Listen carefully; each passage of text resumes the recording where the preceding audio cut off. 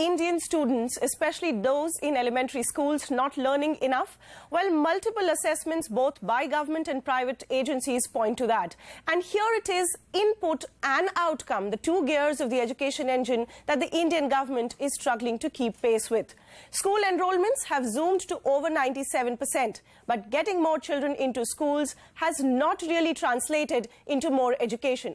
According to the National Achievement Survey of 2018, only 13% of class 10 students could correctly answer more than half the questions for mathematics, and 11% could do the same for science. Just last month, the annual Status of Education report highlighted that still only half of all students in class 5 can read texts meant for class 2 students, and over 70% children in rural India in class 5 still cannot solve basic arithmetic problems.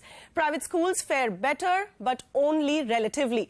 However, there has been small but steady catching up in certain states. ASER 2018 also highlighted states like Himachal Pradesh, for instance, that showed reading ability improvement of nearly 8 percentage points. Chhattisgarh and Orissa saw 7 percentage points improvement between 2016 and 2018. Haryana saw a 5 percentage point increase in reading ability for class 5 students. It also fared well on basic arithmetic skills. Uttar Pradesh was a surprise performer with significant improvements recorded both in reading and basic arithmetic. These improvements are a result of some reforms that the states have now embarked on, some on a mission mode, others in parts. But are they enough? Has the focus moved from enrollments to quality of education? Hello and welcome. I'm Archana Shukla, and on this episode of Get Schooled, we discuss the learnings from these states and how to scale up these initiatives. And to discuss this with me is Mr. Alok Kumar, advisor at Niti Aayog, Gaurav Goyal, CEO of Samagra, Prachi Vindlas of the Michael and Susan Dell Foundation, and Yamini Aiyar, President and Chief Executive at the Center for Policy Research. Well, gentlemen and ladies, thank you so much for joining me here on CNBC TV 18 on this very special discussion on Get School. But to begin with, let me come to Mr. Alok Kumar first. Mr. Kumar, on the India Action Plan 2020, Niti Aayog had highlighted a list of recommendations and plans that it intends to take forward in transforming school education, and the focus there was on transforming and focusing now more on outcomes. How far do you think have we progressed on that plan? We are in the third year of that India Action Plan right now. A lot of progress has been made. And as if you would recall, there were at least 4 or 5 action points which we are following. One of them was the issue of subscale schools and try to consolidate them into more efficient units where we can concentrate our teaching resources and make better use of them. So there is some progress made on this in Rajasthan, in Jharkhand, in other states as well. The second element of the transformation was about how do we bring the discussion from inputs, which is school buildings, teacher vacancies, teacher training, textbooks, midday meal, from them to learning outcomes. And if you look at 3 initiatives in this regard, first, it required identification of competencies itself, that a grade 5 students need to have this level of competency. So that is out now in public domain. It has been released. Every state knows what is the competency that is required to be achieved. The second question was then to measure those competencies and to see, and you see the kind of NAS exercise that we have carried out this year at a level which is generalizable up till district level with a very large sample size. That shows that the government is serious about the intent of measuring learning outcomes. And over a period of time, as we track this NAS performance, we would see, and the schools would see, and the teachers would get a feedback as to how their schools are performing. So it is not only about schools, but also now about individual students now with technology, and there are many MIS systems where It is now possible, for instance, in Rajasthan, the Shala Darpan program, it is now possible to track individual students. Mr. Kumar, on the assessment part, if I can bring in a question here, there was also a plan to bring in School Education Quality Index. We haven't heard much from Niti Aayog on what the status for that is. How is it going to work? By when do we see it come on ground? So as I can say today that the School Education Quality Index is ready, it got delayed a little bit because the NAS itself exercise got delayed a bit. So now we are ready with the School Education Quality Index. It is in the vetting process at the Niti Aayog and at the topmost levels, and we should be able to release it very soon. One other point. Yeah, go ahead. The aspirational district program, of the Niti Aayog, which targets the 117 such districts with the poorest human capital indicators. And even in that, you see almost 30% of weightage has been given to educational and educational related outcomes. And that itself has released a huge amount of focus and received a huge amount of focus from the state governments, from the district administrations and from the teachers themselves to really now focus. So in a sense, we were not questioning enough, we were not asking enough of the system accountability towards learning outcomes. We were asking their accountability on different parameters. Gaurav, if I can come to you, you are working with states like Haryana, Himachal and Andhra Pradesh on trying to help them transform governance as well as on the academic and pedagogy level.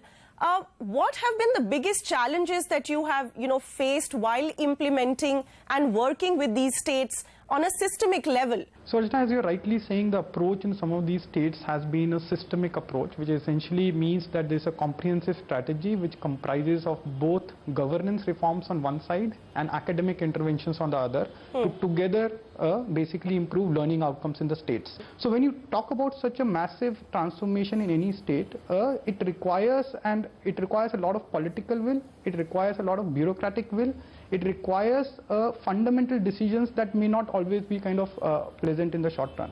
But if you want to kind of comprehensively do all of it, then there are different pieces of the puzzle that need to be solved. And typically what we have seen that states are able to move forward on some of these, right, while others may take time. Gaurav, just one question. How much focus do we put on reforming governance versus reforming what's happening inside the classroom? What is the focus that, you are putting in the states that you're working with? Yeah. See, at the core of it, when you want to improve learning outcomes, you have to focus on academics, right? Which could, as I said, involves focusing on competencies as opposed to lesson completion, having the right remedial program for those students who have been left behind in the system, right? Having the right assessments framework and so on. But if you come to think of it, none of it is going to work in a classroom if, let's say, the teachers are not there in the first instance. There's 30% vacancies of teachers, or the teachers are distributed across schools in a manner that the pupil-teacher ratio in the state is very, very skewed across schools.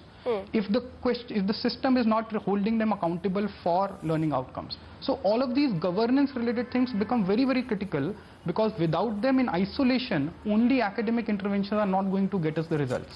And therefore the entire thing on systemic transformation and the effort that is currently underway with NITI now is to kind of see if we can take learnings from some of the states who have pioneered this comprehensive approach, systemic approach, and come up with a set of best practices and a theory of change basis the learnings of these states. Prachi, we are talking about taking the learnings from certain states, trying to apply it in other states. How easy or difficult do you think this is going to be? Every state has a different priority, every state has different needs, every state has different levels of learning. Archana, there are several themes which are already emerging from the work in these states, which are showing strong trends in the states in which they are trying, them. For example, the core of all of this work is the academic reform, the definition and establishment of competency frameworks in the states, structured remediation, and transforming the entire teaching learning around them, transforming and shifting the accountability around competencies and not around inputs, as Mr. Alok Kumar also said. Making this data available, making the student data available at a frequency that teachers can close the loop in the classrooms, as well as the entire system can start using it for the purpose of monitoring and for the purpose of fixing the changes as they're needed.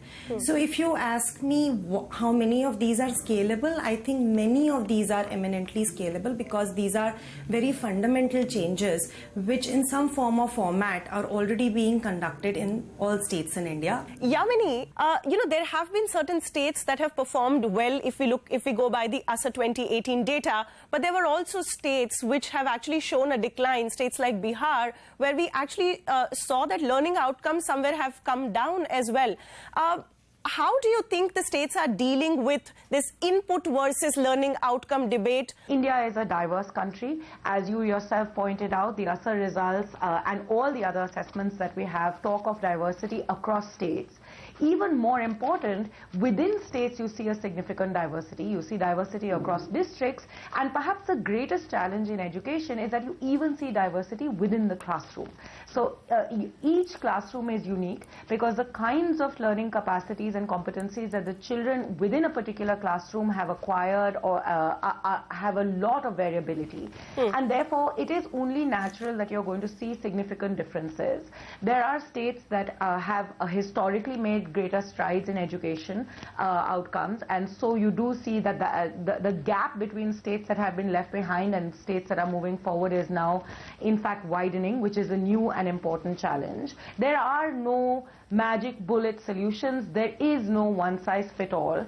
But I think the most at the core of all of this is, how do you create a governance architecture that enables the kind of flexibility that is required to allow schools to adapt to the kinds of peculiar challenges that they face as they address the problem of learning. That means that we have to get a lot more comfortable with a much more decentralized education system.